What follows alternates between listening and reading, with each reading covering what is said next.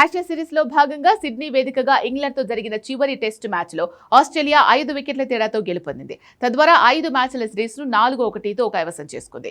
ఈ విజయంతో ఆస్ట్రేలియా ప్రపంచ టెస్ట్ ఛాంపియన్షిప్ 2025-27 పాయింట్ల పట్టికలో తన అగ్రస్థానాన్ని మరింత బదలం చేసుకుంది.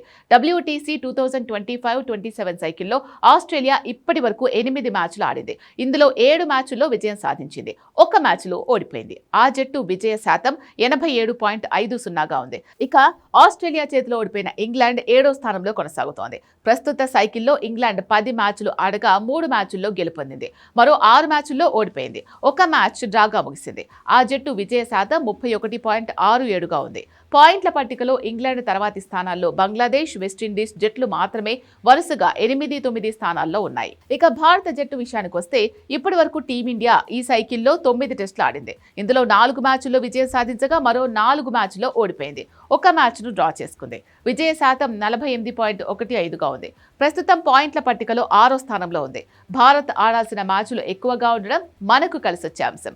2027లో జరిగే ఫైనల్కు టాప్ 2 జట్లు మాత్రమే అర్హత సాధిస్తాయి.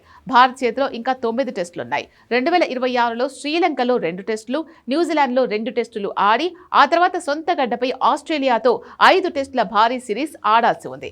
భారత్ ఫైనల్ బెర్త్ ఖాయం చేసుకోవాలంటే ఈ 9 మ్యాచ్ల్లో కనీసం 7 లేదా 8 విజయాలు నమోదు చేయాల్సి ఉంటుంది.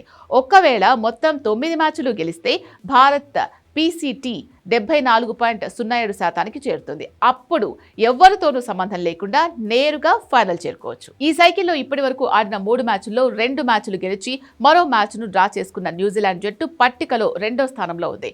విజయ శాతం 77.78%గా ఉంది. ఆ తర్వాత సౌత్ ఆఫ్రికా, శ్రీలంక, పాకిస్తాన్లు వరుసగా 3, 4, 5 స్థానాల్లో ఉన్నాయి.